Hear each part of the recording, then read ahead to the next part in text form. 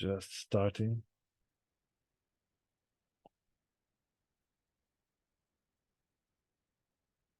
Okay, so some of our participants are still connecting and setting up their equipment. So I'd like to take those few minutes to explain our plan for today's event. So the plan for today is very straightforward. I will do a brief introduction. It's already in progress. It will take no more than 5 minutes. Introduce today's speakers, say a few words about the main topics on the webinar. We'll do the basic instructions on how we will interact, and then we'll hand over to Jacopo Tenconi from Primeur. Jacopo will talk about and present two solutions called Data Privacy and Data One. We will discuss what those solutions do, their business benefits, use cases, why those solutions are interesting to our customers, and of course, who are our customers, their profile. After that, we will do short survey and we'll have Q&A session. Today we have a broad international audience.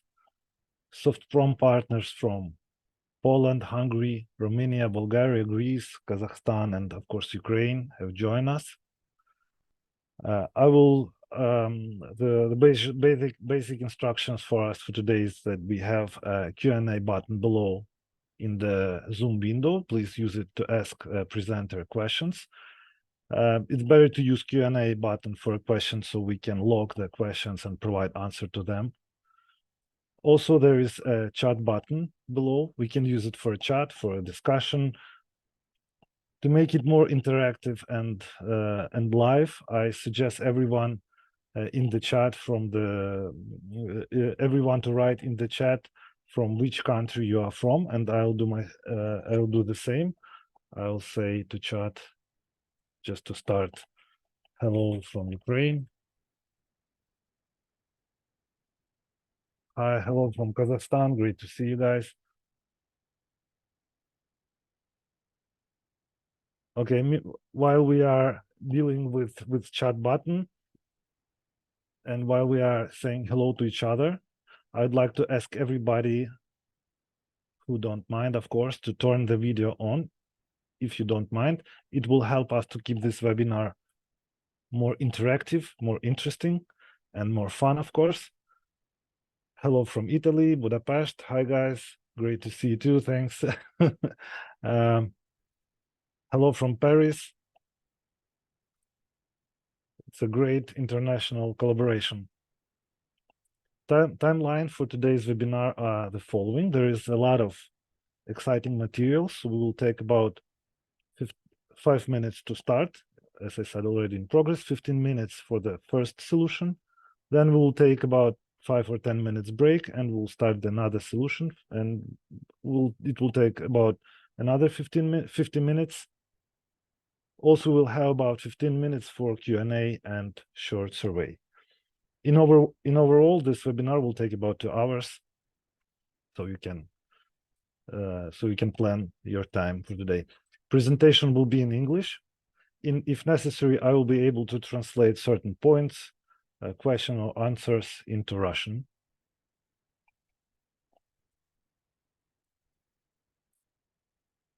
Today's our main guest and keynote speaker is Jacopo Tenconi. Hi, Jacopo. Jacopo is an international manager at Primeur Group. Jacopo specializes on the personal data management and protection, GDPR, has over 20 years of experience working with customers within this area. He's supported by his colleague, Giorgio Fratepiatro. Don't worry. Giorgio Yes. Giorgio is a technical sales expert, product architect specializing on the data integration, and will share with us his many years of experience in this field. And my name is Demian. My main focus is IT process automation and cybersecurity, and I will be moderating this webinar for you today.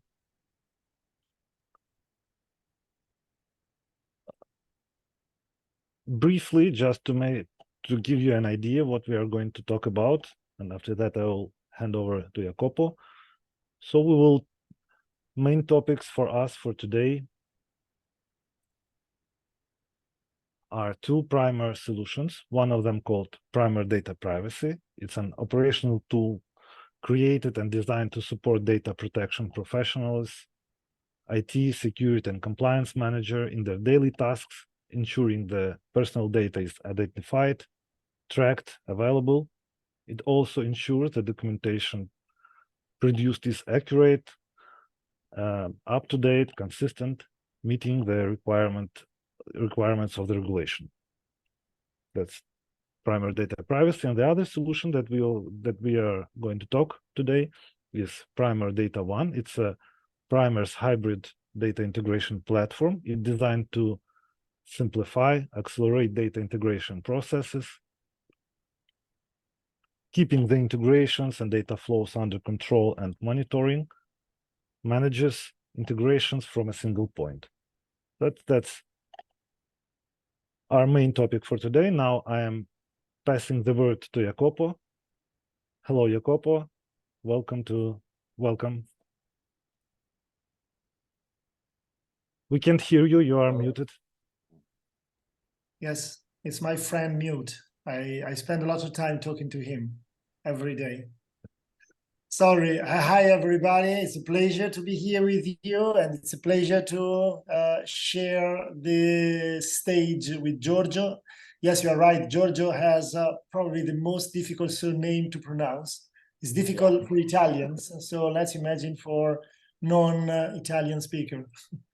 I'm Jacopo Tenconi. I'm talking to you from Paris, and I will start with a brief introduction. And the only thing, of course, Damian, as you know, you need to stop sharing so that I can share my screen. Thanks very much. And Damian and myself, we have been working together quite a lot in the last possibly couple of years. And I'm really very pleased to be here. I suggest, and I am echoing a little bit what Damian was saying, it would be great for us as speakers to see your face, like to simulate we are in an actual room. So if you have the device, it would be great if you can put it up your video. Again, it's not curiosity, is just to try to make this section as effective as possible. The other thing, we do have a Q&A at the end. Still, and Damian knows that very well, I appreciate interactions. So I appreciate people jumping on me or jumping on the speaker, so George in this case, and asking questions. Because if you don't understand or if you have a doubt, and I keep on talking to myself, we will lose our time, we will lose our targets, and of course this is useless. So this session is for you guys. Is for hi Angelica, good to see you. Is for you guys, and we need all of us to take the best out of it. Having said that, I share my screen, and please you confirm that you will arrive. Actually see it. Do you see it? We can see you. Yeah, we can. Yeah, okay, great. So I appear with the wrong name. I'm not Angeliki Filipopoulou. Anyway. So what is your right name? An invitation from Angeliki, but my name is Nikos. Definitely not Angeliki. So I don't know Hi, Nikos. Hi, Nikos. Good to see you. That's why I was saying hi, Angeliki. Good to see you, but actually it's Nikos. Yeah. Yeah. Maybe I don't know. Okay, we all know now that the one with the Angeliki with the picture actually is Nikos, and then there is the other one. Somebody changed it to Nikos now. So. Yeah, Nikos. Yeah, hello, it's me. And is it correct? Written correct? Yeah, it's fine. Okay, Yes. great, great. Okay, great. Nice to meet you. The other thing is that if there is any problem with English, if you don't understand something, if I'm too quick or if I'm too slow or whatever, just let us know. Just jumping in and yeah, letting us know anyway. So I call it Sales Boost Camp today. Is a camp because again, I want everybody, so it's a workshop. I want everybody really to be as active as possible. It's a sales boost because we talk sales today. So we talk a number of things around products, of course, but with in mind the idea of selling, that you cannot wait.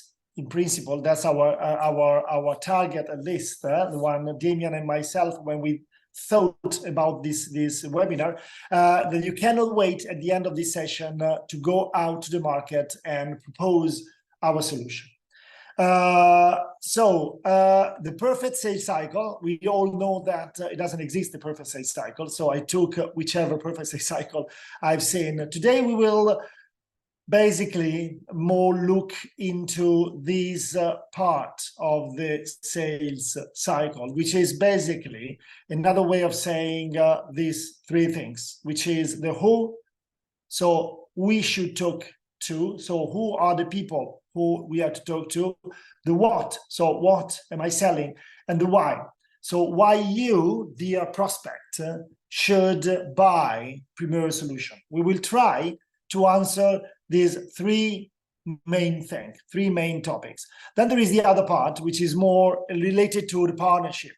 And again, as Damien said, we are in partnership, and partnership is an evolution. So Damien and myself, we have been working on various opportunities, and we have seen how partnership works. So we are not spending much time on that. The majority of the time will be spent on the right-hand side of your screen.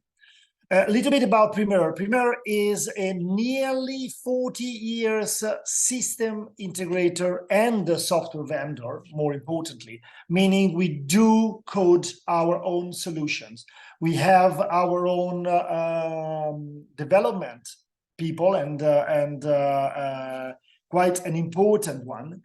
And we are very proud of being in the market since nearly 40 years, in 37, if I'm not wrong, Giorgio, this year. We started last century, 1986. So, yeah. Here you have a little bit of our footprint. As you can see, big names in the banking and insurance system, and we will see later on how and why this is important. Nearly 50% of our revenues are coming from banks and insurances. So you can understand, in particular talking about data integration and personal data, how these two topics are important. Security, efficiency, not losing any information, being on time, and things like that, which Giorgio will talk about later on. Big names in bank, big names in telco, Telefonica, Vodafone. So big companies buying our solution since years, because the other characteristic is not that we are crossing through, so we are transversal into various industries, but our solutions are quite sticky, as the British like to say. So we have a long-standing relationship. I think Telefonica is with us since 34 years. Crédit Agricole, BNP Paribas, which I'm talking here about French realities, they are with us since more than 25 years. Number one bank in Italy, which is Intesa Sanpaolo, is from us since the beginning, because basically we started as a spin-off of Intesa Sanpaolo, and so on and so on. I'm sure you will find great names here, which can be good references in your own countries. For example, in Poland, you remember, I'm sure you remember, Damien, we had this summer a good opportunity, and with a big bank there, and basically in Poland, State Street Bank is quite a good reference. So we use that, and we will see later on, as a way in. So as to say, okay, guys, we are here, that's Primeur, we are supported by our partners in the country, but that's what we are giving and offering to the market. Okay, this is more or less the revenues. So how it is split. So you see a lot of finance, as said, but we are crossing to the various industries. One other thing, footprint is mainly Europe, mainland Europe is North America and South America. These are the most frequent presence that we have. Entering in the offering Data One, as Damian was already saying, and Data Privacy. We are presenting them as two different entities. There are overlaps, so there are use cases where the two solutions can work together. But today, we will discuss it and will be presented separately in order to be more clear with you. And Giorgio, who is the expert and in the technical sales regarding Data One, he will be doing the Data One part, and me, which I'm taking care of, let me say, the partnership within Primeur, and I'm taking care of the business unit of Data Privacy as a GDPR expert. I will do the second part, which is the data privacy thing. So I now hand over to Giorgio for starting with the Data One. And Giorgio, you just use me as your mouse in order to move on with the pages. Great. Okay. Hi to everyone. The pleasure to be here, of course. And we can start with the Data One part. Data One is our solution for the data integration. Is an hybrid platform because we are going to divide our platform in three particular pillars that we call data mover, that is the owner of the data transfer and the data management inside all of the integration with application and partner. Data shaper, that is our pillar that provides the data transformation and is the owner of the products of the data. And the last but not the least, data watcher, that is our pillar that keep track and monitoring all of our solution and third-party solution at the same time. All of these pillars are managed and usable from a unique point of control. What we are going to provide with this solution is that idea. We wanted to simplify the integration inside our customer infrastructure, because we have a methodology, we have an idea of data integration that is the just one, I think, in the market that are in a data integration methodology by design. We are going to provide at the first time the methodology and after the solution of software, because you can go on to the next, please, Jacopo. Which is our interest. The first thing that we have to have clear in our mind is which are our interface. We are going to contact the CFO because with our methodology, with our solution, we can perform an allocation of the cost on the different view inside our customer. It's an important thing because at this moment, more of our customers have a mixed situation. They don't know who is the business unit that use the infrastructure. They don't know how can allocate the cost inside the various business units that compose the company, the infrastructure. And with our methodology and our Data One, we can provide a KPI and a data more clear about this topic. Is a fundamental one. The second thing that is for an CFO is the SLA management.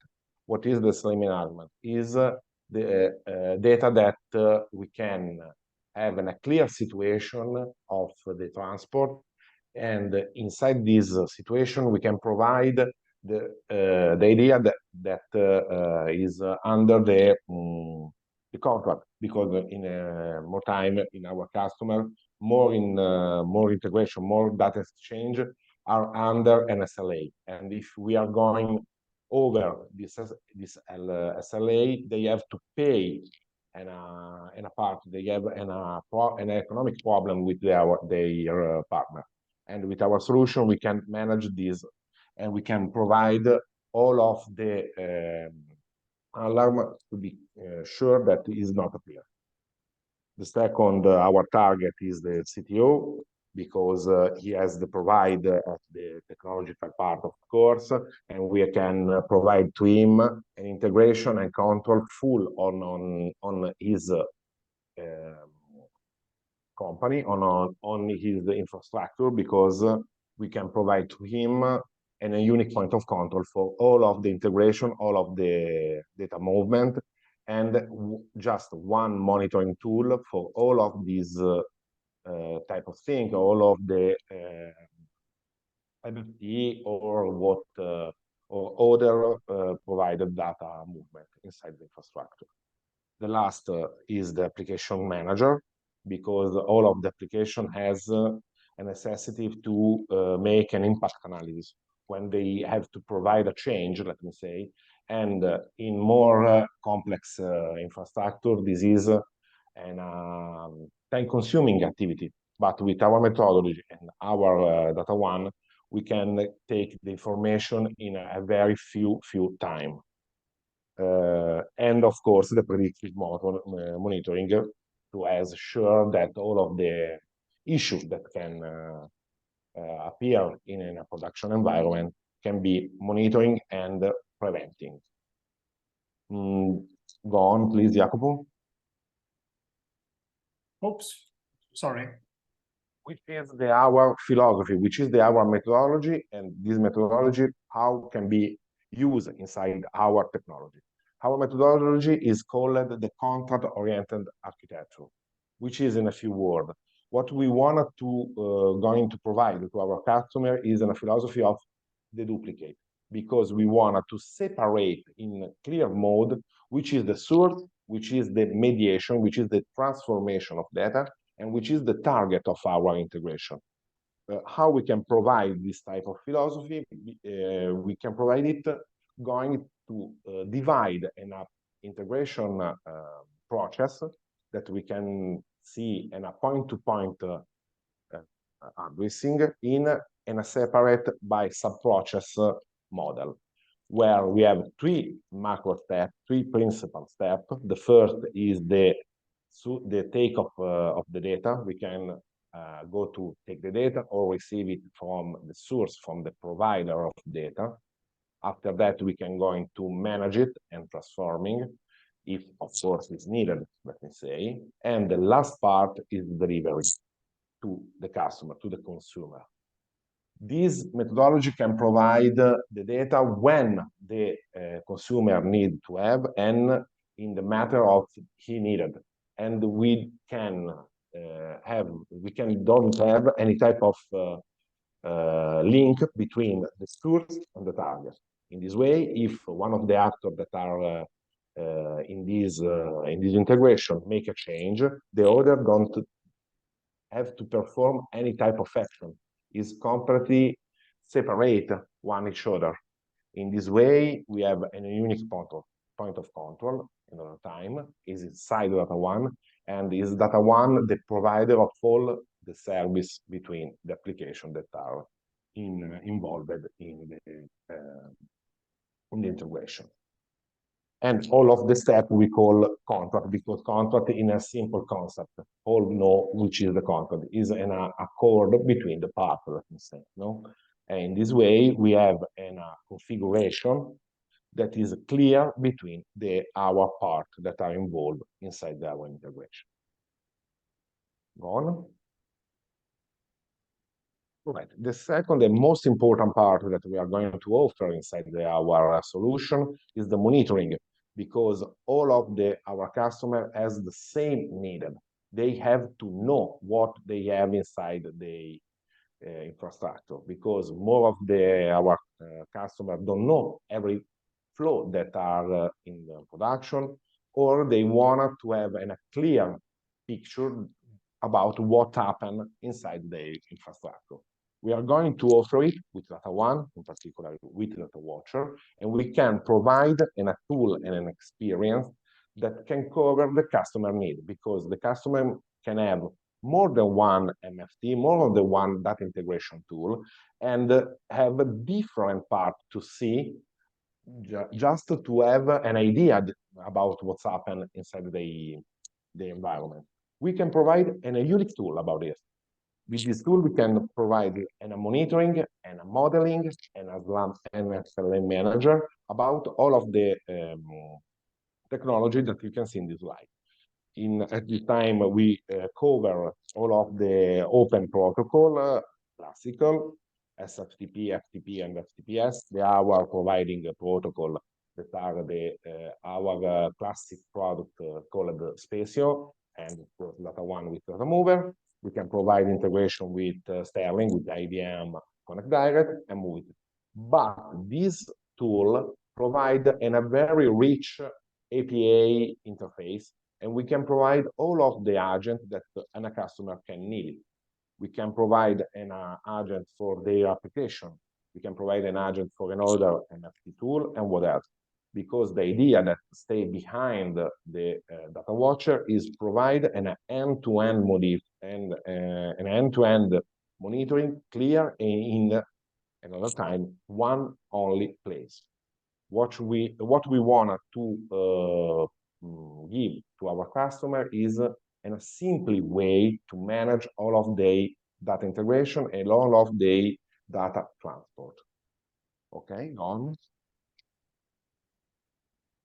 All right, just a recap, which are our key differentiation. First of all, the methodology, because at the first time we are going to provide this idea of data integration with our architecture, with our idea, with our decoupling method.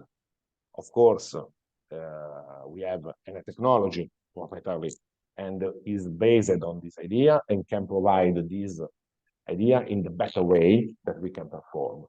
And last but not least, the expertise. As Jacopo told before, we are on the market since 36 years, one more than mine.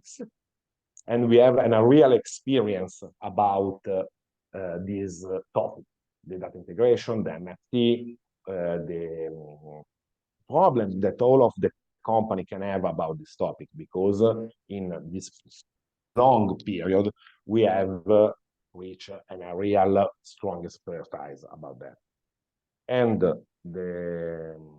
another thing that we can provide with our expertise is an expertise in all of type of environment. We have expertise on mainframe, on ZOS. We have expertise on Unix-like environment, on Windows, on iSeries, because our technology is based on integration and is based on the idea that all of the system can be spoke, let me say, one with each other in the same way. That is our mantra. Okay, we can see a couple of use cases in the other slide, I think. The first is a major USA bank.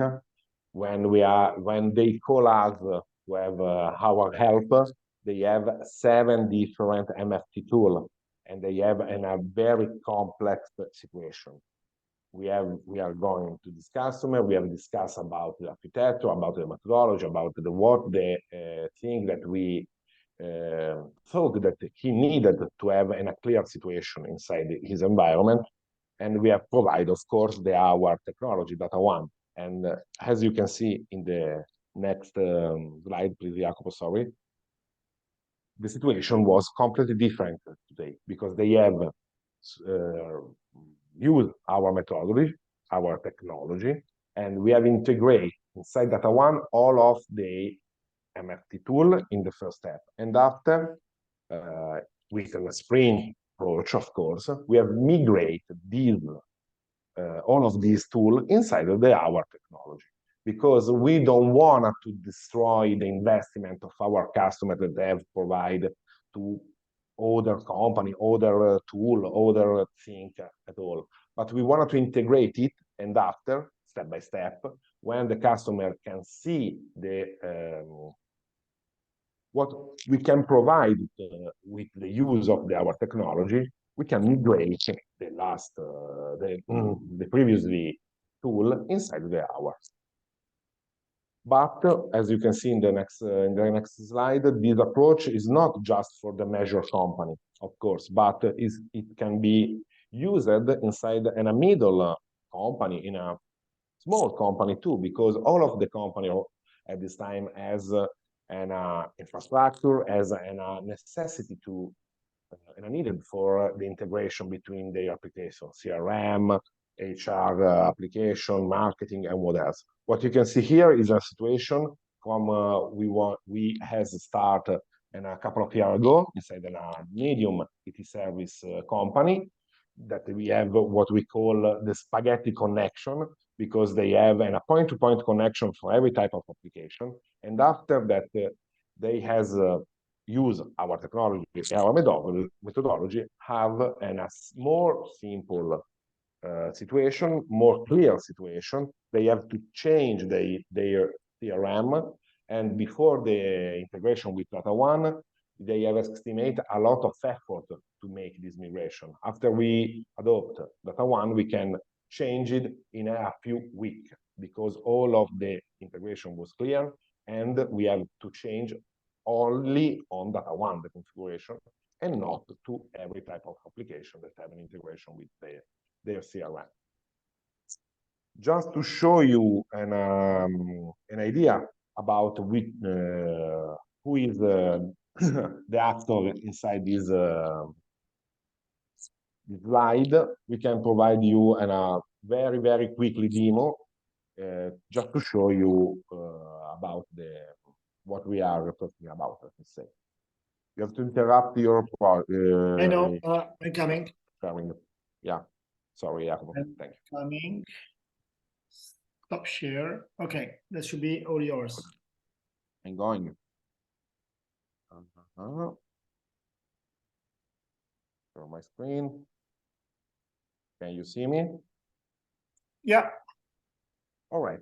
This is our Data One. This is our single point of contact, about the infrastructure.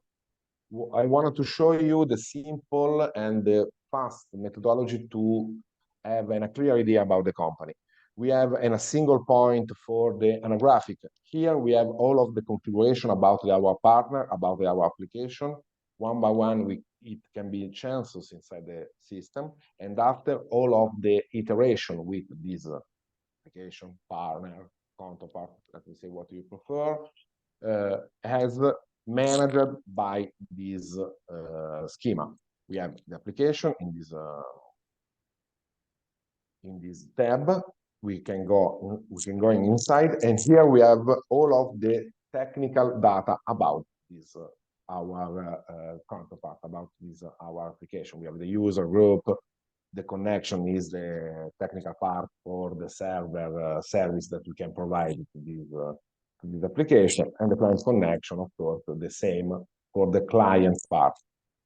All in the same place. All is possible to manage and update from a single point. After we have provided this change, all of the configuration that use this type of connection will be updated at the same time.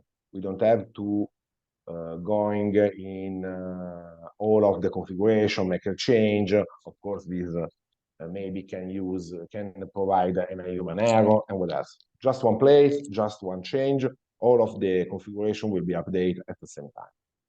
That is in my opinion, the most powerful feature that we can provide to our customer, because is in a clear way to have the complete idea about which is their counterpart, which is their consumer and provider inside their infrastructure. The second thing that I wanted to show you, sorry, but the bar on top is not the best way, as the monitoring. That is our data watcher interface, that is our monitoring, and that is our representation of flow. In this way, we have just to install Data Watcher inside our customer, inside their infrastructure. And after we have provided the installation, we can start to reach all of their transport. And with the Data Watcher, we can provide this type of visualization about it. And let me say, is more clear for a technical person, but to and a business one, because it's a draw. We can see who is the provider in this case, which type of integration as with data one, with our infrastructure, and where and in which way we can provide to the consumer the data. Just with the installation, we don't have to make any type of configuration to arrive to this point. But it can be improved this way with the model, with the modeling, and with the attribute, the tag of business metadata, because inside this part we can create the data dictionary, and after we have this dictionary, we can tag all of the data that has, I don't know, an particular importance, is a payment, is a core transport and a core integration. We can tag with particularly tag inside the data dictionary, and we can modeling and classify this flow with an analogical point of view. Last but not least, about the monitoring, we have a tool for provide KPI and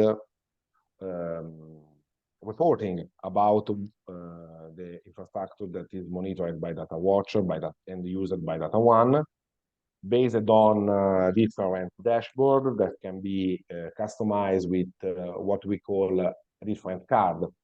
A card is what you can see here, is a particular KPI that can be monitored for the interest of our customer. Okay, I think that it's all at an high level. There are any type of question?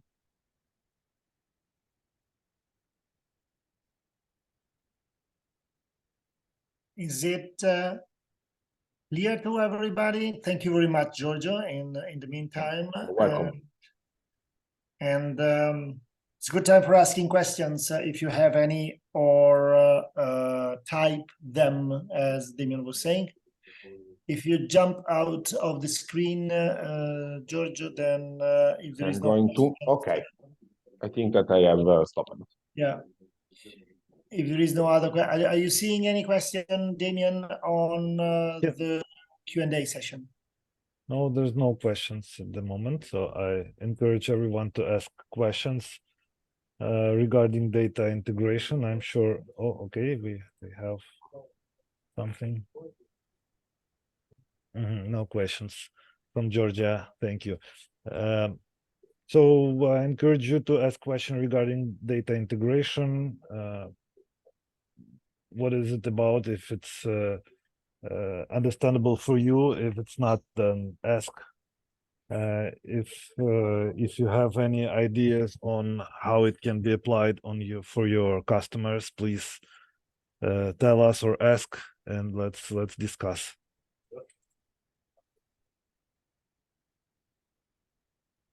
Jacopo, no question at the moment. No questions, so we can carry on. Okay. One thing which Giorgio said very well is that the fact that we are in the market since nearly 40 years is a good thing for the customer, because a lot of customers relating to data integration problems, they have huge stuff there since years. And in the couple of, or in the few various occasions that we have been dealing, for example, with Damien, clearly this experience is not only on the product side, the experience is of course as well on the product side, but is the expertise of our people. So we have people who have been eating, drinking, and solving data integration since decades. And some of them are on, let me say, they left the company, but still this is a great knowledge that we have in the company. And this kind of interaction I've seen is very, very important. For every subject is important. Probably, Giorgio, I don't know if I'm right, but for that integration is a particular thing, because that integration tool is there since a long time at the end of the story. And there are many things which are kind of there historically, and it's hard to move them. And the fact of having experts, which, let me say, who have been working a lot on different cases and have been solving different scenarios, is definitely one of the plus that Primeur is putting on the table. Versus the big guys, which are our competitors, which of course nothing to say against, but possibly it's easier in this case to lose the expertise. We are a, you know, a small, inverted commas, software vendor, which means that really, I mean, we are able to keep all our knowledge and put it at the customer service very easily. I think this has been, as George was saying, one of the big plus. Damian, anything you want to say, or I move on data privacy? I suggest to ask our audience if we are willing to make a break for 5 minutes, or we can move on for the next solution.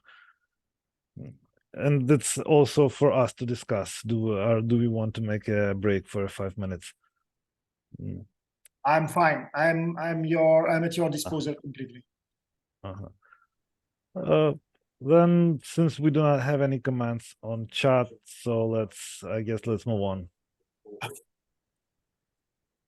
Okay, good. Data privacy, GDPR. Well, data privacy is about GDPR, but it's not only about GDPR, but we start from there.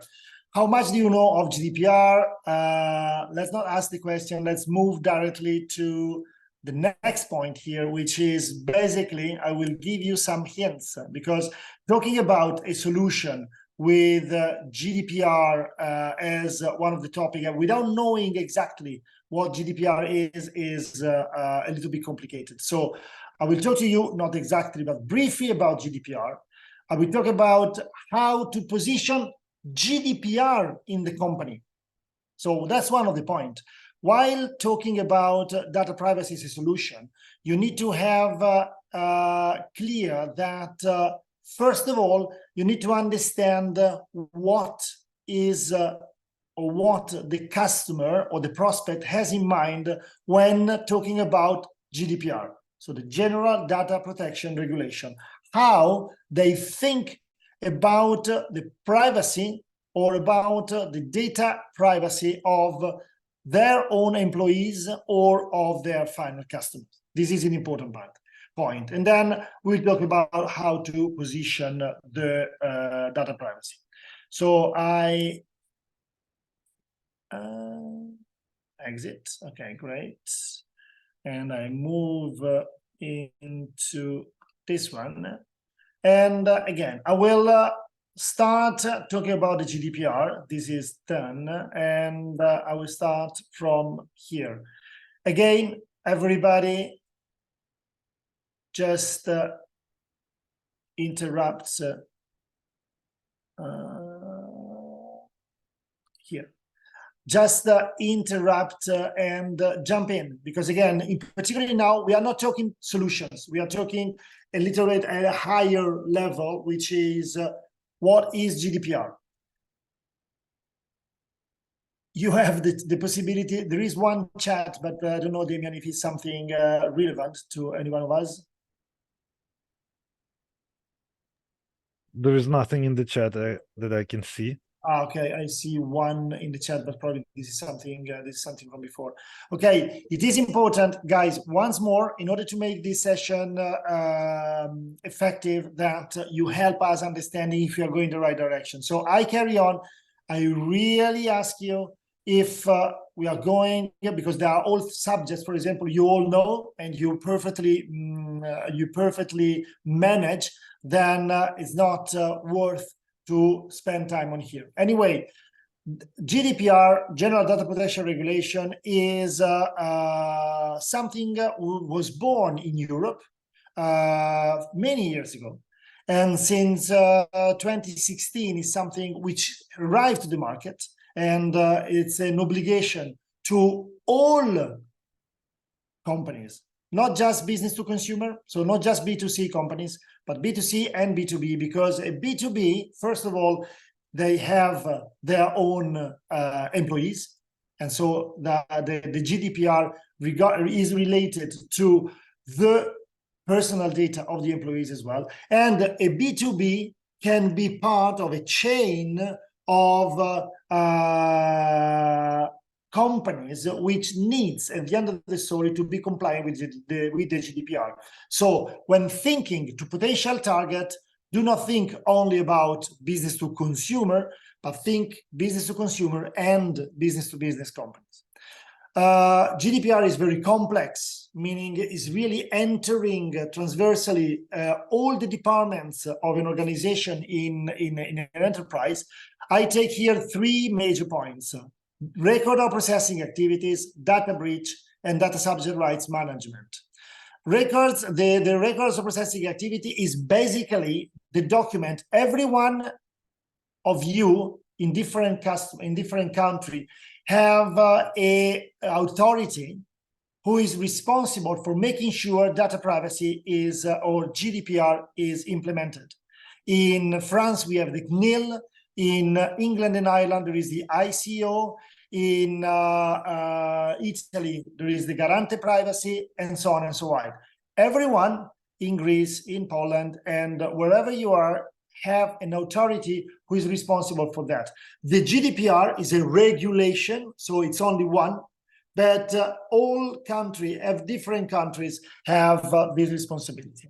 First of all, the first thing the authority is asking to a final customer to provide, to show that they are in control of their personal data is the record of processing activity. That's one of the things we will show later on briefly in a demo. And of course, everything is automatically done. So we will see that our module, as again, I repeat, Primeur developed this solution by itself. So we built up a modular solution. So we coded all the various modules. And basically, this is one of the good selling points about our solution. This was born. It's the only solution in the market which was created around the GDPR. We can do something else on top of GDPR, but it's the only solution in the market which was thought, developed, and engineered to solve the GDPR problem. Now, there is another thing which you see here. The GDPR is important. You distinguish the controller and the processor. The controller is the company who is having an agreement with the final customer. I make always this example. If I am a Vodafone customer with my SIM card, I make a contract with Vodafone. So Vodafone is my data controller. So my personal data belongs to Vodafone, well, belongs to me, but Vodafone has from me the right to use them as a data controller. Vodafone, of course, is using a number of processors, so a number of other companies to, I don't know, handle marketing campaigns or to do the billing thing, whatever. Now, all these processors in the chain, they need to be GDPR compliant. And it's up to Vodafone to make sure that all the chain of processors is GDPR compliant. So that's why I'm saying, when you think about some companies that would be interested in buying a solution like that, do not take only the business to consumer, take both of them, business to consumer and business to business. This is an example, record processing activity, the way you will see in our solution. Basically, each one of these is an Excel looking like solution. You will see in the first years, as Damian was saying, it's now a long time I'm working on the GDPR thing. In the first years, and sometimes even now, a lot of customers only have Excel sheets to manage their processing activity. I haven't defined processing activity. A processing activity is any activity you do within your company which had to do with personal data. you manipulate, you transfer, you look at them, you change them. Whatever you do to personal data is a processing activity. Companies, they might have 10, 100, 300, thousands of processing activity. One of my big customers, or of our big customers here in, I say my because it's here in Paris, of our big customers which is based in Paris, which is Essilor. They produce lenses for glasses.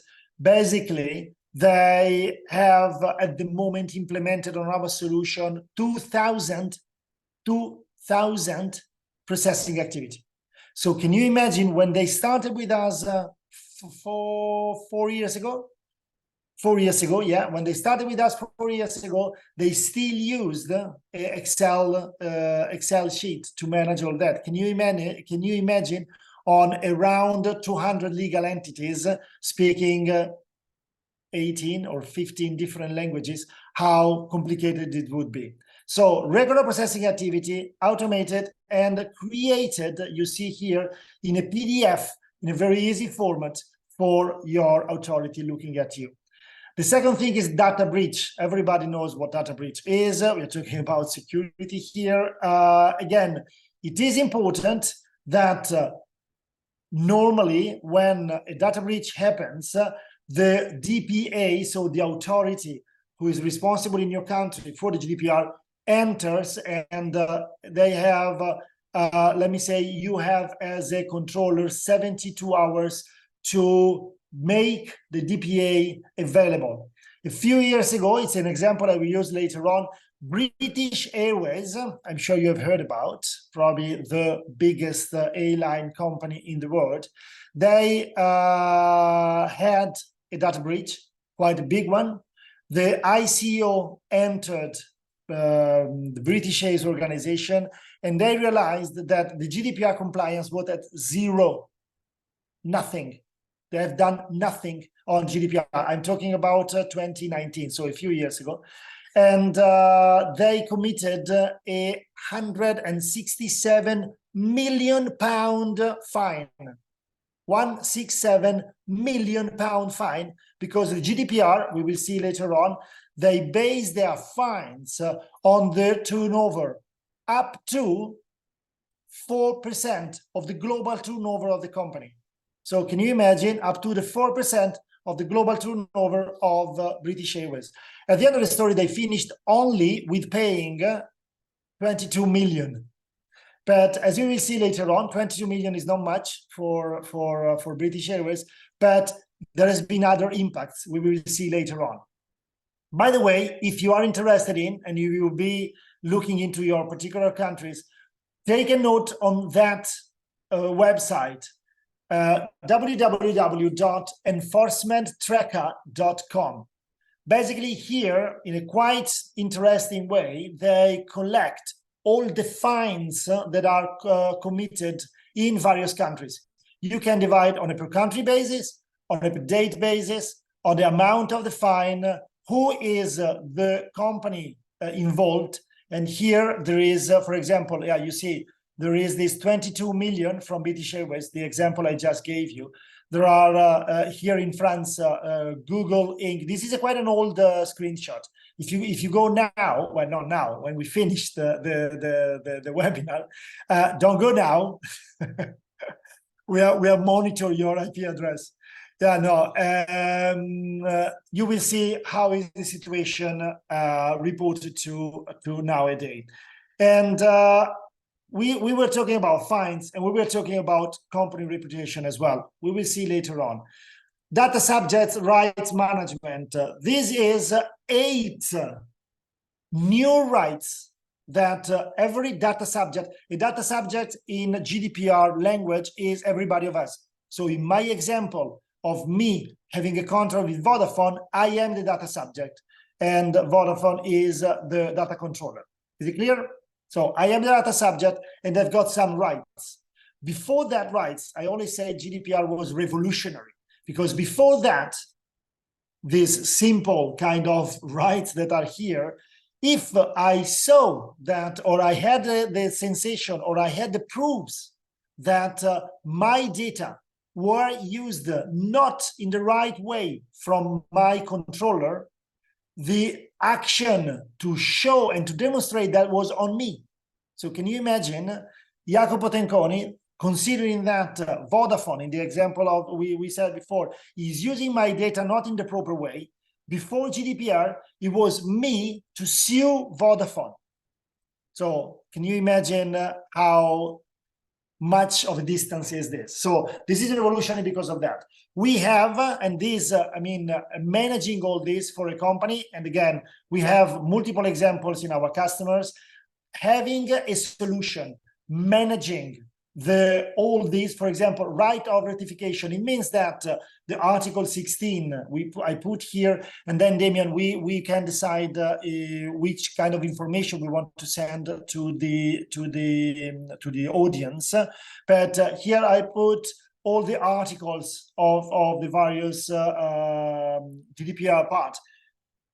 Right of ratification, it means that I can ask Vodafone, in the example, we carry on with that example, to change some of the data they have. So I have the right to access, so I use the Article 15, and I ask Vodafone, dear Vodafone, can you please show me which are the personal data, my personal data you are using, because they are my personal data.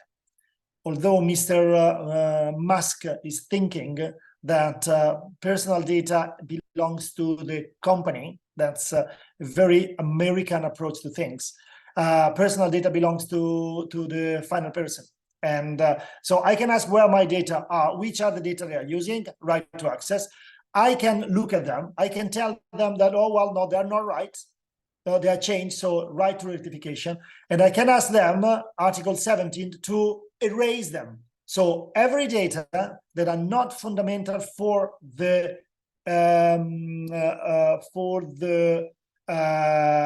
service itself, I can ask to be erased. For example, another example here, if I'm using Google Maps, of course, I cannot ask Google not to use my location. Of course, they have to use my location, otherwise the service doesn't work. So the Google Maps service doesn't work. But if they're using, I don't know, the last 3 books I read, that just to say something, this is not an information they need. So I can ask them the right to erasure. Can you imagine a company like Vodafone receiving from me the request of, and Vodafone have many millions of customers, the request of erase the information they don't need. First of all, you have to find this information, that to find my information, you have to erase them if you can erase them, because then there are other legal complaints that may make it possible to erase them or not. Quite a complicated approach. For the moment, a lot of companies, Luxottica, for example, is another one of our customers, before starting with us, were doing things, let me say, by hand. Now we have the automated solution here. What I think here, what we see here is that if you see the tip of the iceberg here, what the GDPR is asking is only basically the tip of the iceberg.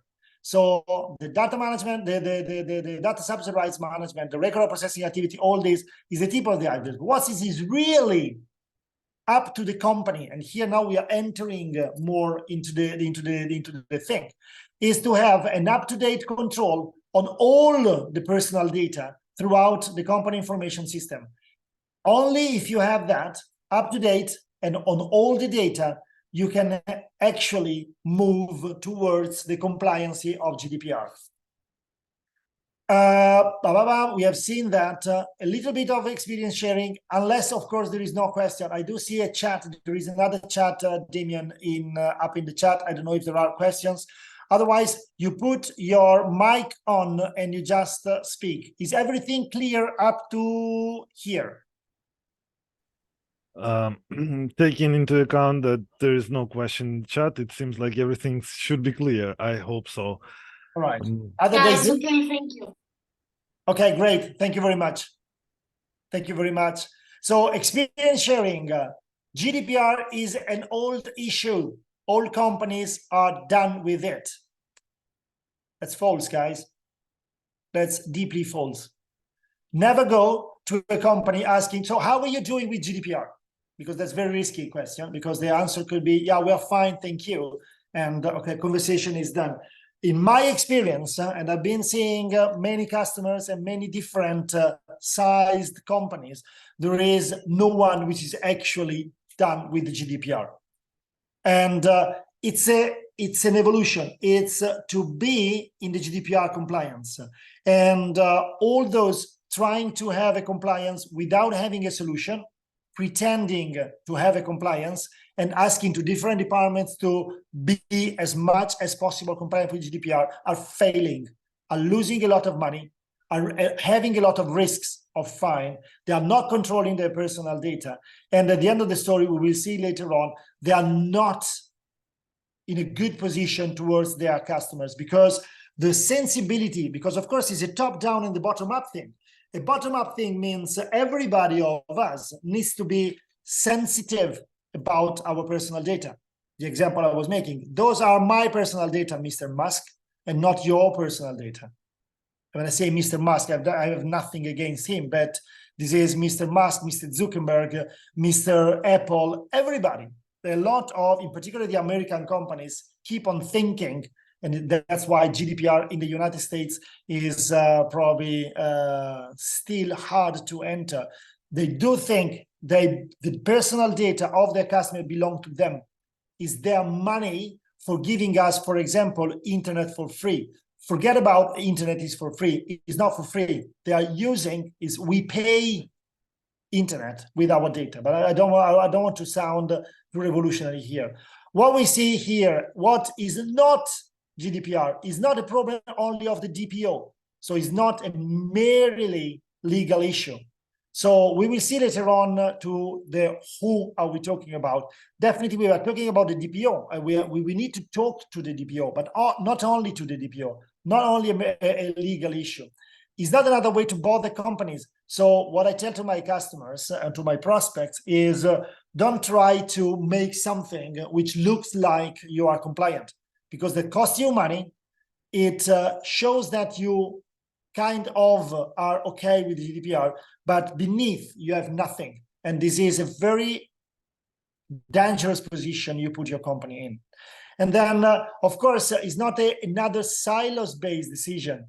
And again, here, one of the difficulty I find in the GDPR or in position in the GDPR, and I'm sharing with you, is that being transversal, you need to have a company-wide vision, and it's difficult to have a company-wide vision. There is still a lot of silos-based decision. So what it is GDPR? To me, GDPR is a great opportunity.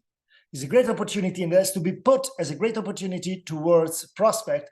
Why? Because you put your hands on the personal data. You know where they are. You know it's possible. There is one of my first customers saying, we are using more and more your solution because we realized how much we can do with our personal data. Why? Because the personal data, point number 2, is not an IT problem. Once more, inverted commas, is a company asset. And unless you don't use them as an asset, you are losing versus your competitors. Why? Because point number 3, personal data is a competitive advantage. If you're able to use them, if you're able to actually use them for the value they have, they definitely are a competitive advantage. Another experience sharing here. Okay, I got everything. So I nominated DPO, and that's it. It's his problem or it's her problem. I have to do nothing more. And guess what? This is false, because it's a company organization. That's what we said. It's not a simple silos-based solution. It's really throughout the company. That's why, and we will see later on, to the who we need to speak about is normally is a cell doing on a top-down approach. So it must the CXO, so the CEO, the CIO, the CISO, we will see later on who needs to be involved in this decision. If you don't have the sponsorship of the high level, so at least of the C level, it will be very difficult to move on with the GDPR. Fines and provision we've seen already. And again, fines and provision is not just the fines. And this is the same screenshot, more or less the same screenshot that we see beforehand with this, as I said, enforcementtracker.com, but this is less provision.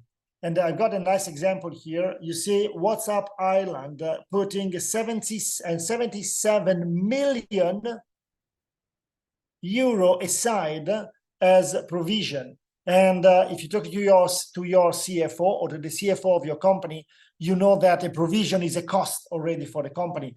And funny enough, you see number 2, Ireland, in September 2021, they got a 22 million fine.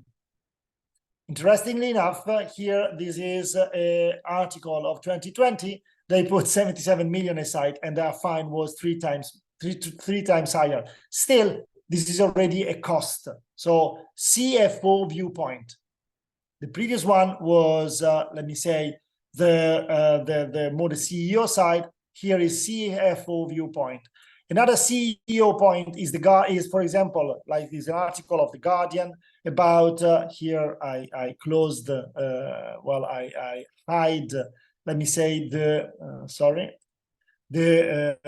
brand, but the brand I said beforehand, this is British Airways. 500,000 customers was stolen. The personal data of 500,000 customers was stolen.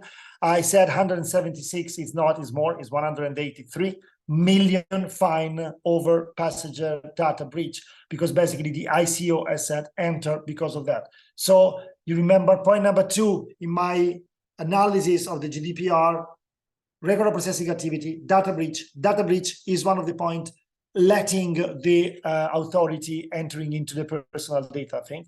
And yeah, so at that time, there was, this one was their value, but I mean, let's not enter too much into details. And here, the CCO point, why CCO, Chief Commercial Officer, would be interested? Well, customer loyalty and churn risk. If it comes out clearly that you are handling personal data not in the right way, well, you have a problem. Because, for example, here, I put this example. There was a few years ago, and here is big names. You remember when WhatsApp had the saying that the personal data managed by WhatsApp will be handled by Facebook, so Mr. Zuckerberg, there was an enormous passage. So everybody was leaving WhatsApp. It's now probably changed, but that gave you the idea. And one of the first big company who understand the importance of privacy is Apple.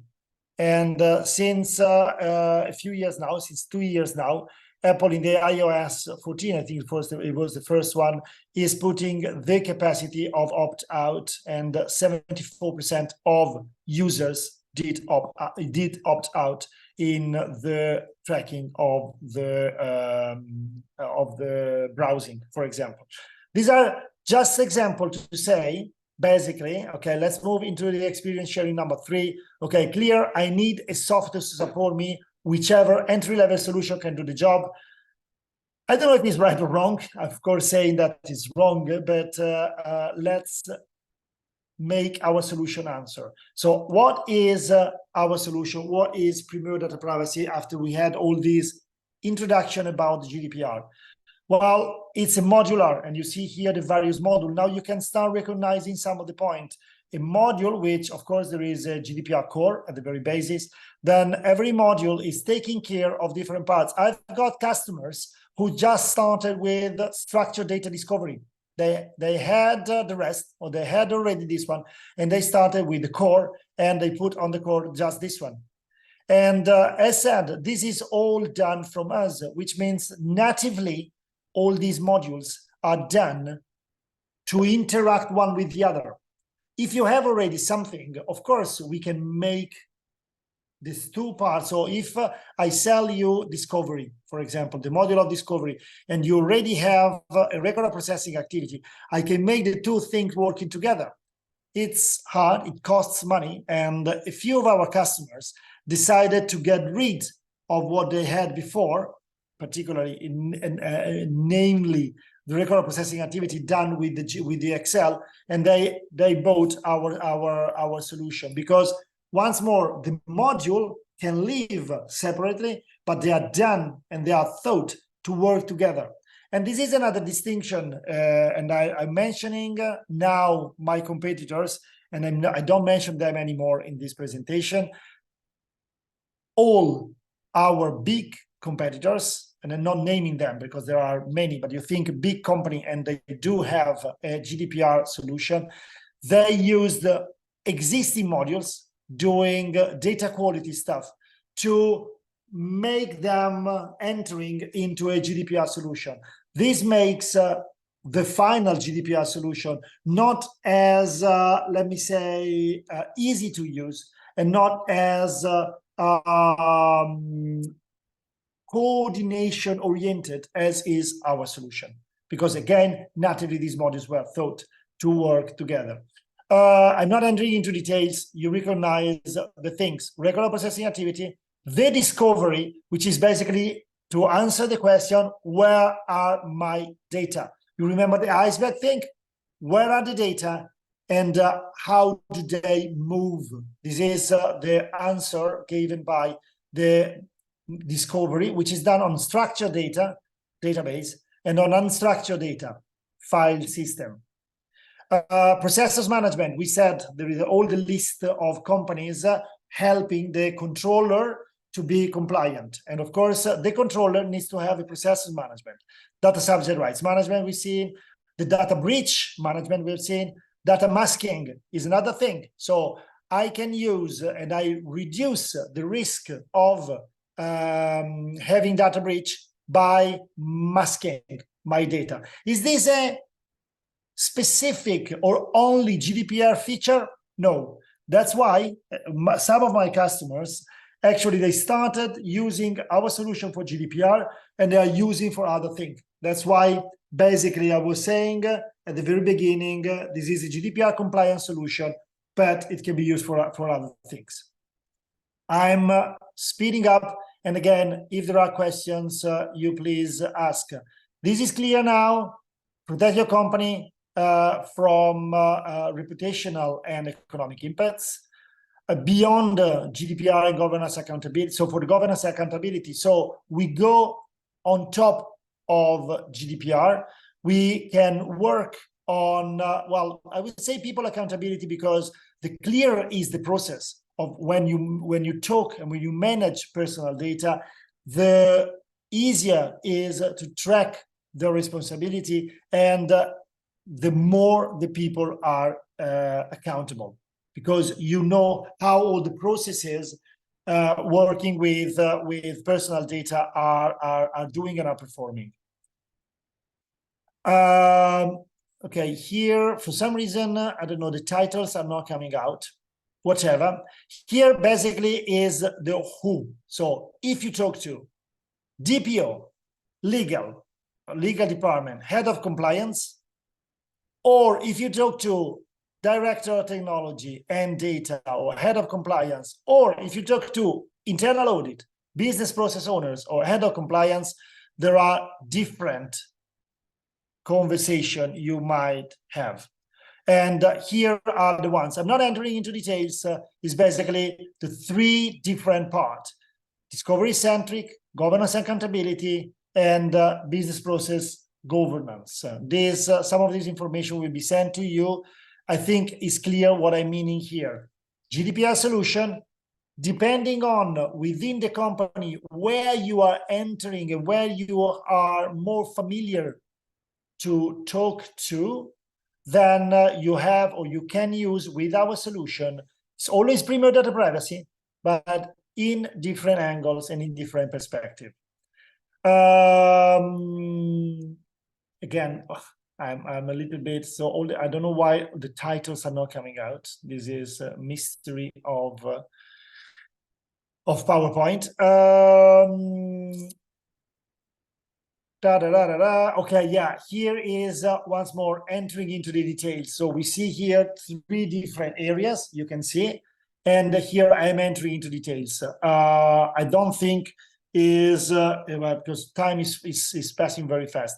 So basically is here you will find a number of arguments. If you're talking to DPOs, head of compliance, CISO and CIO, so basically this, the first column.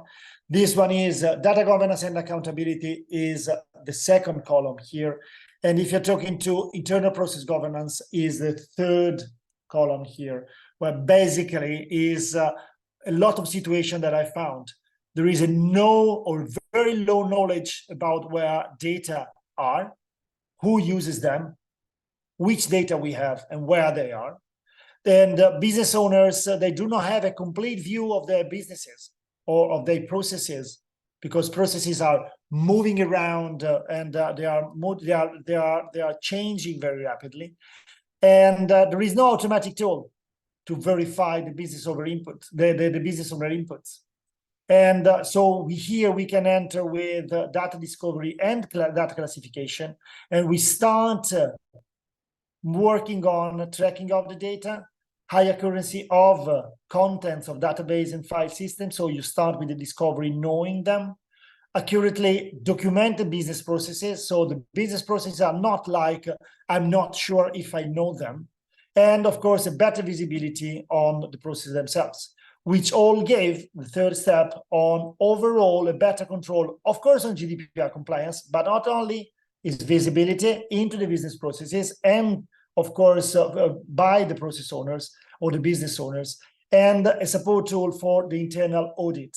Internal audit, even nowadays, goes a lot with questions and interviews to throughout the company. This can be and has been in many occasions a very useful tool for helping out internal auditors. So all this makes that at the very beginning, the Primeur Data Privacy counterpart was the DPO. But now, if you look in that way, there are more and more people involved in this discussion. So around the table, you can put quite an amount of people, which means basically that the budget that you can address is not only the budget of the DPO. And I tell you, the budget of the DPO is not huge, not yet. The sensitivity of the C-level on data privacy and on the GDPR compliance is growing. It depends a lot on how much of a pressure the various authority are putting on companies, but again is moving. But again, so the DPO, they don't have much budget, but yeah, if you start moving throughout and giving and showing the advantages throughout the companies, then of course the budget will be easier. Here, a quick one here, which is basically, I don't know if you read every beginning of the year, Larry Fink, the CEO of BlackRock, is writing a letter, an open letter to all his customers. And here basically are saying, he's saying long-term profitability is based on beneficial relationship between you and various actors. Communities, employees, customers, suppliers, and partners. And all this is the way for companies to prosper. That's the way, that's the word used by Larry Fink. And all this, to me, is based on trust. And I call it the trust by design, which to me is one of the things offered by Primeur Data Privacy. Because if you start from showing clearly to your employees, to your customers, your suppliers, to your partners, and to the communities you are in, that you do take care of personal data, then it's a great start, or it's a great way to confirm this trust contract. If you fail in that, and you clearly show that you don't have your hands on personal data, well, I don't think is a great, let me say, beneficial relationship between you and all these counterparts. And I'm kind of finishing off here, and I prepare for you what I call the prospecting matrix. So build your puzzle when you go and talk. So now the slide I'm about to show looks very complex. It is complex, but it's not difficult. Let me put it like that. So what I put here, this is the perspective matrix. In the columns, I put the interface, so the counterpart that you might have when you talk about data privacy. It can be DPO, can be head of compliance, any head of business, internal audit, for what we said, all the C-levels up to the CEO, and then anyone else you will add yourself. And here I put 19 different, let me say, arguments that you can use when you have to create a elevator pitch, or anyway a pitch for the person you are dealing with. We said at the very beginning, it depends very much which is the perspective you're looking into GDPR, which allow you to enter and talk to different perspectives and different prospects, and different customers. So I'm not entering into details. It's quite a comprehensive analysis here. Again, 19 arguments that you can use, and you can, of course, use not just independently, you can use together to create your own speech. And so again, if you talk to the DPO, most of them are valid, but some of them, for example, is interconnection between IT and business. While DPO is not very much interested, but I tell you, the business is interested, the CIO will be interested. And here I put some, well, every one of these points, of these 19 points, are then redone here in this analysis, which I think is pretty much exhaustive. Yeah, one of the things for the very technical, which I didn't mention, is that, for example, number 14 here, we use a big data engine. So our solution works based on a big data engine. What does it mean on big data engine? And what we found during the years is that there are three major advantages here: performance, scalability, and feasibility. Performance is clear because, of course, I think it's an experience we had in the last 3 months. We are working on projects with around 200 terabytes of data.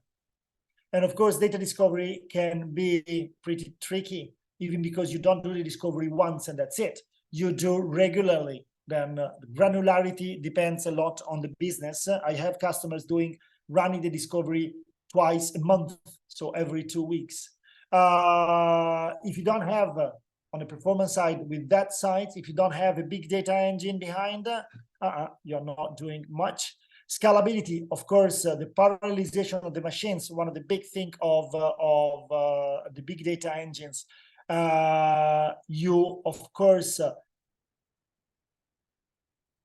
privilege the times versus the cost, but at the end of the story, you are coming to doing the project. And the feasibility, some of the projects that we were able to do, we have been chosen because we had a big data engine behind. And this same project would not have been feasible without a big data behind.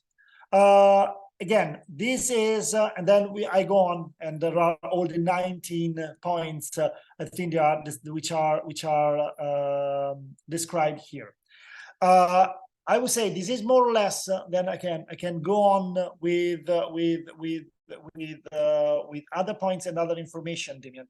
But I think I go back to basically where we were, and finishing off before doing the demo, if we want to do the demo, because I really would like to ask the audience, finishing off with just showing you this slide, which I think is a very good explanation of one of the use cases which I found in the last years more frequently in the market.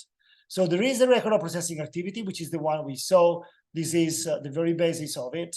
There are, which is very typical of Primeur solution, the interactive map, which is a way of showing how different entities within our company, within the companies are linked one to the other in the management of personal data. Again, everything which is in Primeur Data Privacy is thought to work with and to facilitate and to ease the management of personal data. So here, these interactive maps are enormously used by my customers, enormously used, not only by the DPO, but by a lot of other subjects which are interested in understanding how all different entities work around personal data. If we have time, and if we decide to spend a little bit of time on the demo, Damien, I will show that. And then there is the discovery. What the discovery does? Well, the discovery, these two arrows are they're very important part, because what we do with the discovery, whatever we find when we do the discovery of a database and file system, is feeded back into the interactive maps and into the record processing activity, meaning that every time we run a discovery and there is an evolution of the data, they have been moved, they have been copied somewhere else, they've been masked, they've been done whatever, then in the following run of discovery, we will find it, and automatically it will be updated in the interactive maps, and probably most importantly, in the record processing activity, which means that if I have the discovery run on a weekend, which is, of course, as you can imagine, normally the case, on a Monday morning, I am the DPO, I receive the phone call from the authority to give me the record processing activity, the latest record processing activity. I know that as yesterday, there was the run of discovery, everything that is showing them is up to date. You remember in the iceberg thing, the big issue that we had was the question of up-to-date control. Well, behind here, in order to answer to the up-to-date thing, and in order to answer to be sure that all personal data are there, the discovery is the heart. So that's why this the data discovery at the very heart is the title of this slide. Once we have this done, we can apply whichever scenario we want. In the data breach management, again, this is data breach management, it's not data breach detection. We are not talking about data security tool, we are talking about a data privacy tool. Here, all the question regarding data subset management, and here, all the question, regarding the data masking as well, are all related and are all effective if these 3 points here are done.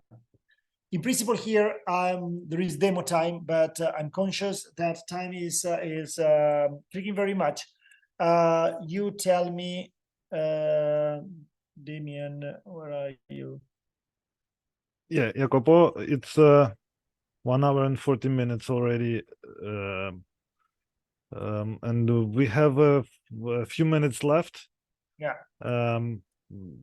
Let's ask our audience if they are willing to take a look at the demo. As for me, I guess the main point of those solutions are clear, and the demo could be shown to the direct customer or to the partners that are willing to get demo, especially for them, directly for them. So let's see. I would suggest to move on with question and answers. I have a few. I think Anna Maria is asking something. Yes, sure. Anna Maria, can you turn on your microphone? Yeah, I wrote a question on the chat. Hi, everybody. Hi. So my question is, I saw on the customer reference that there are many customers that are also in Romania. Are they active here? Can you tell us if they have active projects here, or how do they work? Because it's important to know if they are only working with Primeur locally, or is it a global project? Anna Maria, which slide you're referring to in Romania? So I'm telling you, in Romania, Okay, please. Now, in Romania, actually, we are not, we don't have Romanian customers, let me say, active. But where did you see Romanian customers mentioned in our... Not Romanian. I saw, for example, Unicredit, Yeah. ING, Yeah. BNP Paribas, which anyway, I have some contacts there. So my question is if it makes sense to organize a meeting with them. Well, yeah, let me say, I'm asking you, one of the questions that we will ask you is, what do you think, Anna Maria, is, do you have in mind or do you have in your natural contact both data integration counterparts and data privacy counterparts? Yes, this we have. And if not, I can search them on Sales Navigator, or anyway, we use some tools to get the contacts and the mobile numbers, and I can call them directly. So the question is the first answer to your question is no, we don't have, for example, BNP Paribas. We don't have any activity ongoing in Romania. We need to find out which is their level of independence in taking decisions in data integration and in data privacy. It can be that there is a centralized activity for data integration, but no, I think, Giorgio, you confirmed that different branches and different countries, they might have their own budget at IT level to implement their own project. And this is both on data privacy and on data integration, Anna Maria. So I think that's a good question. You can use the references that are already there, like Unicredit, of course, is one of the big customers of ours. I think in Italy we are very active with them. Yeah. And that could be, Anna Maria, a great reference to start a conversation with the Romanian branch. Yeah, that was the question. If I can use it for a reference, if I know that there is no global implementation, I can tell, look, we have this solution implemented in this and in this country. Maybe you should take a look on it, and maybe it's of use for you here also. And it will be a smooth process, because if they already have it in another country, then maybe they will rely on the other country's decisions in choosing them. Yeah, absolutely. It depends, again, on the level of independence they have. It depends on the budget they have. It might be that there are local budget allocated. So yeah, everything can be very useful for that, Anna Maria. Okay, thank you. Thank you. Giorgio, were you saying something? Sorry. No. Is that the way, in my opinion? Because we have a lot of example about this approach. With Intesa San Paolo, let me say, we have a big installation in Italy, but we have used this reference to go in Romania, to go in Ukraine, in Albania, in Egypt, and in other of their country, because they have a separate budget and a separate ET, let me say, but they are, but we are able to join to them with this reference, because it's a better way. Yeah. Agreed. Anna Maria, did we answer your question? Yes, you did. So I thank you for the answer. Okay, good. I have another few questions, but before we start, before I read them, I'd like to do short survey, and while we will be doing survey, I will discuss the question, so we have some time to fill up survey, and during that we'll discuss the details. So can you see my screen at the moment? Probably not. Yeah, we can see it. Okay, so there is I'm asking everybody to help us make to make our next conversation more focused on the things that are interested to you. So to do so, I'd like you to fill up the survey with the following few questions. Let me read them. First of all, which of those solutions that we've discussed today, personal data protection, GDPR, compliance management, and or data integration are more interesting for you, sorry. What topics are you interested in within personal data protection? Is it general GDPR compliance, record of processing activities, personal data discovery, data masking, data subject right management, or it's hard to say at the moment. And within data integration, the same, what topics are most interesting for you? Is it file transfer management? Is it data transformation? Is it data integration and managing data integration into the business application, data flow monitoring and SLA management? Or it's hard to say. So I'll start the survey right now. Just give me 1 second. I hope everybody can see the survey on their screen, and I'm asking to answer them. Meanwhile, here's the question that I've got. Partially, Jacopo, you already answered them. So what are the competitors to GDPR solution and key points how to compete with them?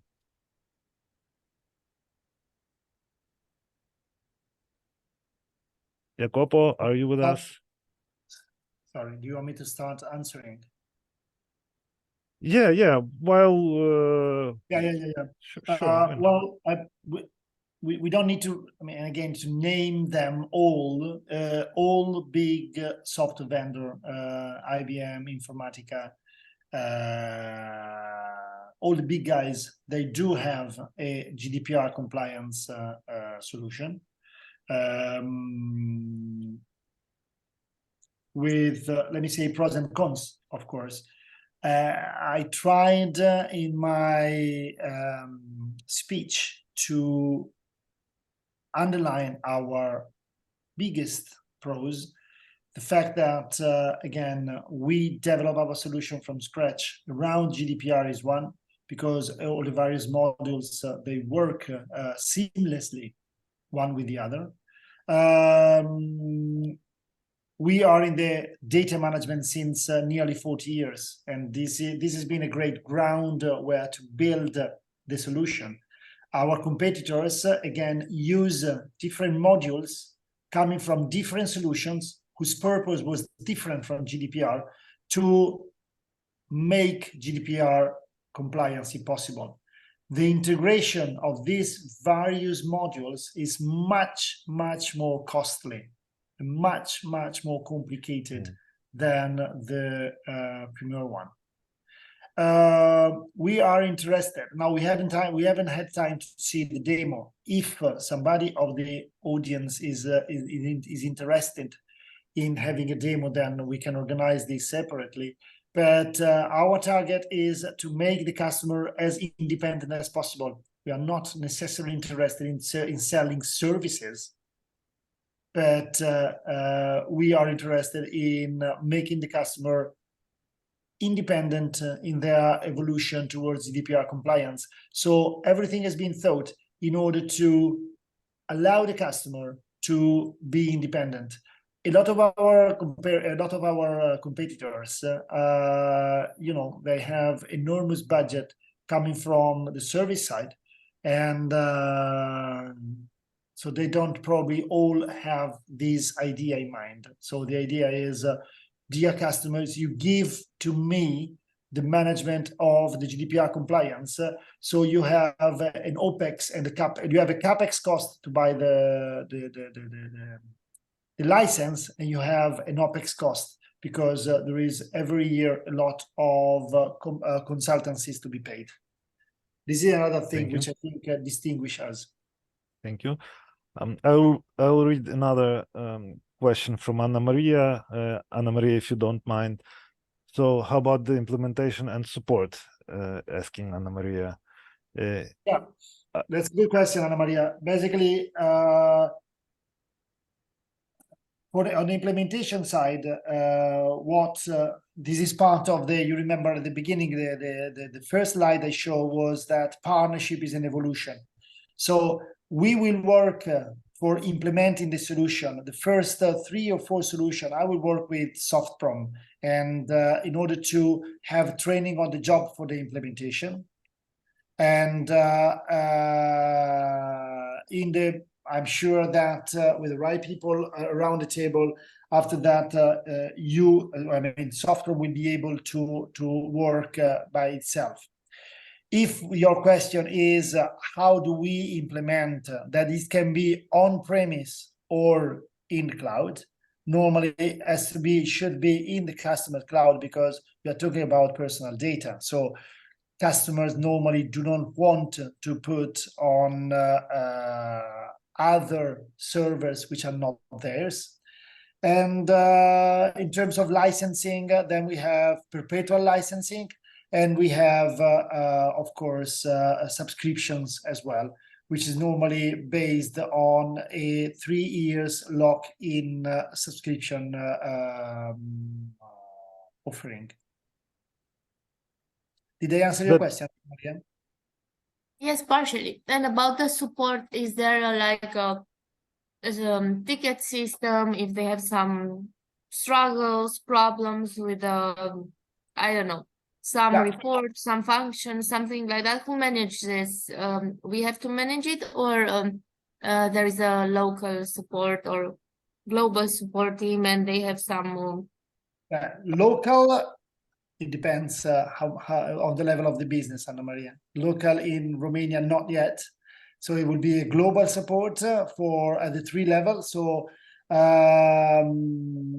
so we do have a help desk helping and reachable, of course, depending on which kind of maintenance the final customer had signed. So either a 24/7 or a 8-hour or 9-hour by 5. This depends on the kind of contract that they will sign. And depending on the level of business, so if the level of business in a specific country will increase enoughly, then we can decide to have 2 things. One is the support in the language of the country, which can, of course, help and make it easier. At the moment, we offer support in Italian and in English.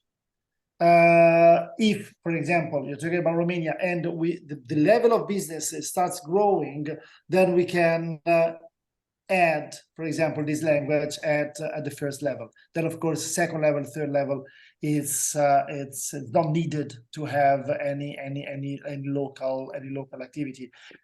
The day after tomorrow, if again the business is sustainable and so on, we can open up call center in Romania, just to say, but on a country more specific basis.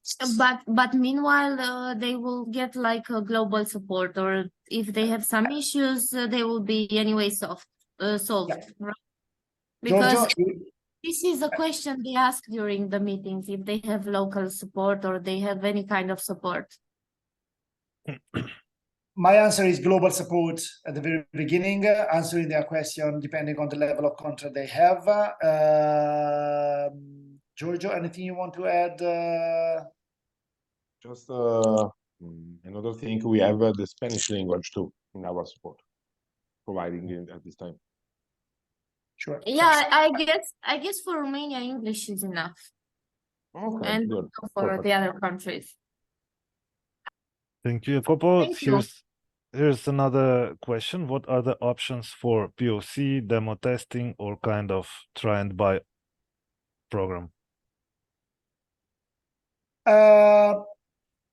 Demo is easy, and I'm ready to do the demo whenever is asked. And I think Damian has seen a few of them, and the demo is a pretty well done one, because it's really use cases that are clear for the customer and the customer understands a lot. So demo is definitely a good selling point.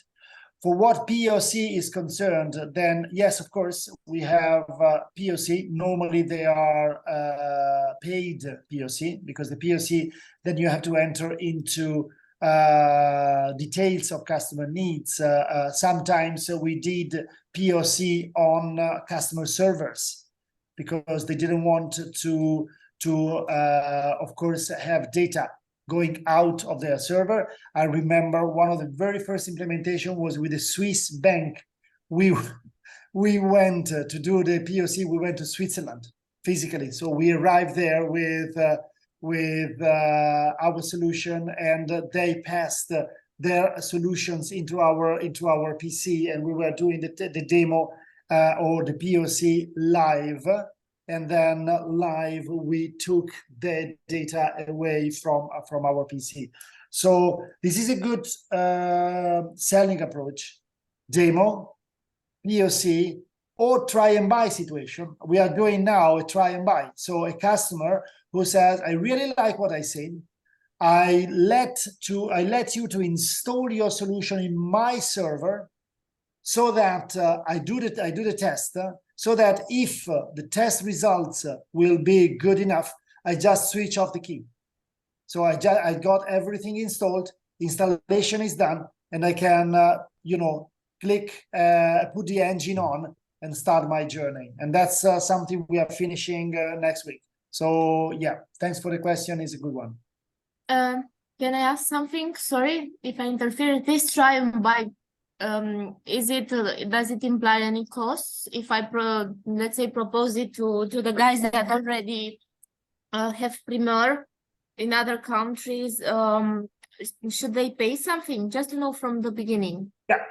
Yeah, they are paid. Again, demo not paid. Demo is free of charge. It's only my time. I'm cheap, so there is no additional cost. But as I said, the try and buy or the POC, these are costly, because again, we have people involved. I mean, we are not talking about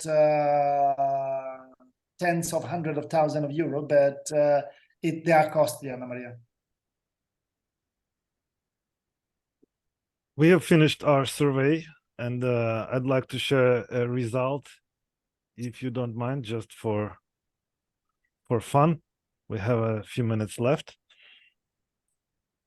What we can see, the 83% are interested in both of solutions. Okay, most of all are regarding data privacy is the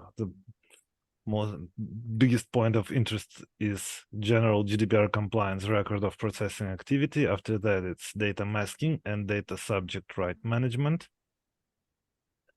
Yeah.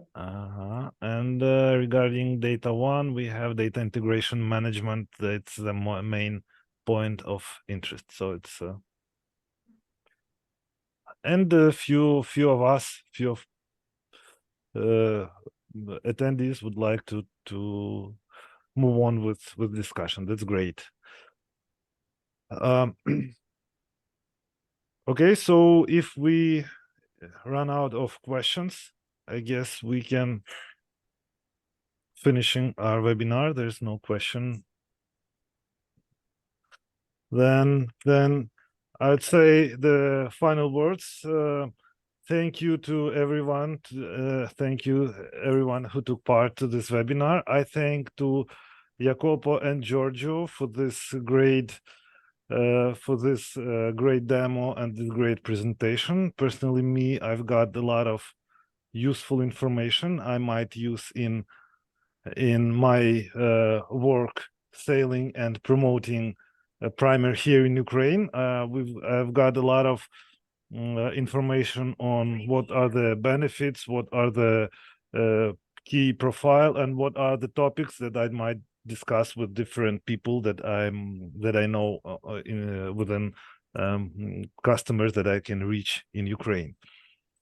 So we will share this video and we'll share the materials so we can use or watch this video once again, or some key topics, and use the materials for personal for personal education, I'd say, how to sell and what to stress to our customer to highlight the benefits of those two solutions.